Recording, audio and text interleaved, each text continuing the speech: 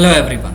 तो हमारा जो अभी का वीडियो है वो है flow chart on INA revolt, यानी कि जो आईएनए का विद्रोह हुआ, आईएनए का जो मुकदमे हुए और रिन का जो रिवोल्ट हुआ। दिस इज ये आईएनए के मुकदमे है और रिन का जो रिवोल्ट है उसके बारे में हम यहाँ पढ़ेंगे एक फ्लो चार्ट के जरिए। And this is presented by me, that is Imran Shaikh. तो एक फ्लो चार्ट के जरिए हम ये पूरी प्रोसेस समझेंगे। Lord Linlithgow's decision on world war 2 1939। तो हमने एक पिछले वीडियो में ये देखा कि लॉर्ड लिनलिथगो ने एक स्टेटमेंट दिया था कि भारत जो है जर्मनी के खिलाफ वॉर में शामिल है। तो उसकी वजह से जो कांग्रेस मिनिस्ट्रीज जो है बहुत नाराज़ हो गई थी और उन्होंने रिज़ाइन कर दिया था कि आप कांग्रेस को बगैर पूछे, आप अपने मिनिस्टर्स को बगैर पूछे ये स्टेटमेंट कैसे दे सकते हैं। तो उसके बाद जो है एक असमंजस की स्थिति पैदा हुई और rift in the INC force versus MKG 1939। तो कांग्रेस में जो है एक मतभेद का वातावरण बन गया और बोस और गांधी जो है आमने सामने आ गए। बोस की कुछ एक अलग राय थी और गांधी जी की एक कुछ अलग राय थी। बोस ये मानते थे कि यही सही मौका है,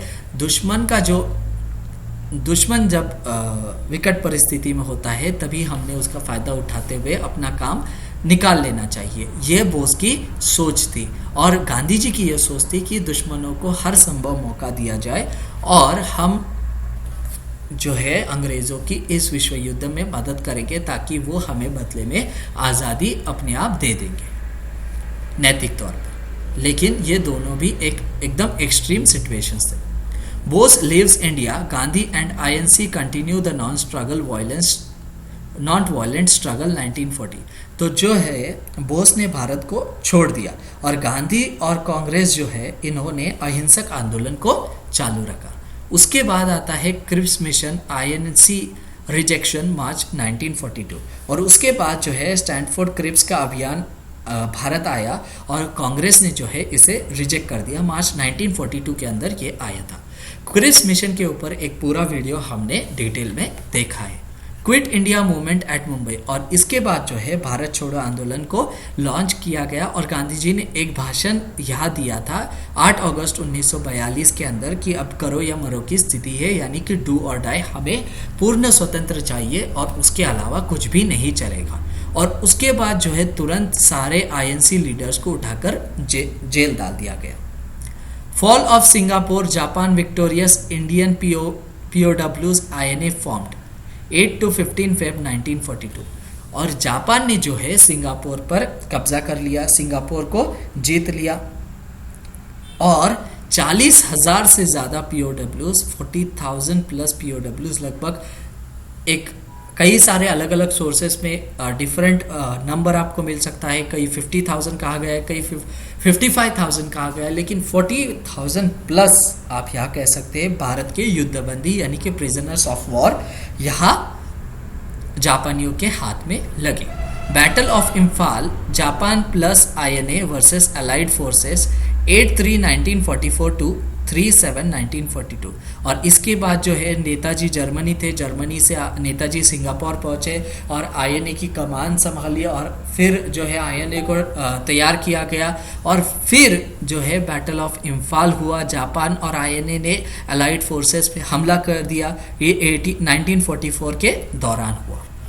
उसके बाद जो है अलाइज विन आईएनए रिट्रीज POW। इसके बाद जो है इम्फाल का युद्ध होने के बाद मित्र देश जो है वो जीत गए, यानी कि इंग्लैंड, ब्रिटेन जो है वो जीत गए अपनी एयरफोर्स की बदौलत और जापान में हिरोशिमा और नागासाकी पर भी बॉम्ब गिर चुके थे। तो आईएनए को पीछे हटना पड़ा और इसकी वजह से बहुत सारे युद्धबंदी जो है पकड़े गए, यानी कि POWs। उसके बाद जो आया वो था RAF प्लेस मेजर रोल। इसके अंदर जो RAF था यानी कि रॉयल एयरफोर्स जो है ब्रिटेन की, इसने एक मुख्य भूमिका निभाई। Court martials of INA men plus executives all news censored 1943 to 44। So court martial हुए, जो INA के लोग पकड़े गए थे, सैनिक पकड़े गए थे, उनका एग्जीक्यूशन भी हुआ और सज़ा जो है मृत्यु दंड की दी गई और ये सभी जो है न्यूज़ इसे सेंसर कर दिया गया था। INC leaders release from jail July 1945। तो आईएनसी यानी कि कांग्रेस के जो नेताओं को जुलाई 1945 के अंदर जेल से रिहा कर दिया गया, जो 1942 के दरमियान क्विट इंडिया मूवमेंट की तरफ पकड़े गए थे। लगभग 3 साल बाद उन्हें रिहा कर दिया गया।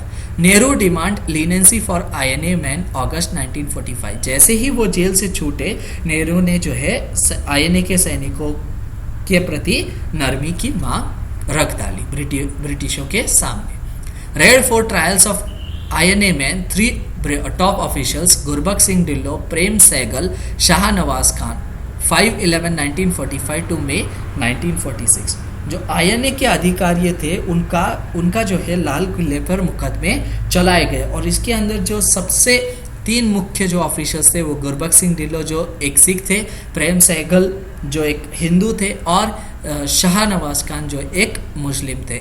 और ये तीनों चारों धर्म के जो एक रिप्रेजेंटेटिव्स थे आईएनए के अंदर, उनके जो है आमतौर पे मुकदमे लाल किले पर चलाए गए। ये ब्रिटिशों की सबसे बड़ी भूल थी। Britain chooses Clement Attlee Labour party INA relief and inquiry committee by INC. तो उधर जो है विंस्टन चर्चिल जो है कंजर्वेटिव पार्टी के जो है वो हार गए, और क्लेमेंट एटली जो है लेबर पार्टी के वो ब्रिटेन के पंतप्रधान बन गए, और आईएनए मदद और खोज समिति यहाँ बनाई गई। इसके फॉल आउट क्या थे, यानी कि नतीजे क्या थे? Huge publicity of INA valour. जो आज़ाद हिंद फौज के बहादुर थे उनकी ज़बरदस्त लोकप्रियता बढ़ी जब उन्हें लाल किले पर लाया गया। वो ये यहाँ तक तो सारी न्यूज़ सेंसर्ड थी, लेकिन जैसे ही उन्हें लाल किले पर लाया गया तो उनकी जो है ज़बरदस्त पब्लिसिटी हुई। उसके बाद जो है मास पब्लिक मिलिटेंसी सीन, यानी कि अपार जन अतिवाद। INA day celebrated 12 November. INA दिवस 12 नवंबर को मनाया गया। INA week 5 to 11 November 1945। INA सप्ताह भी मनाया गया 5 से 11 नवंबर।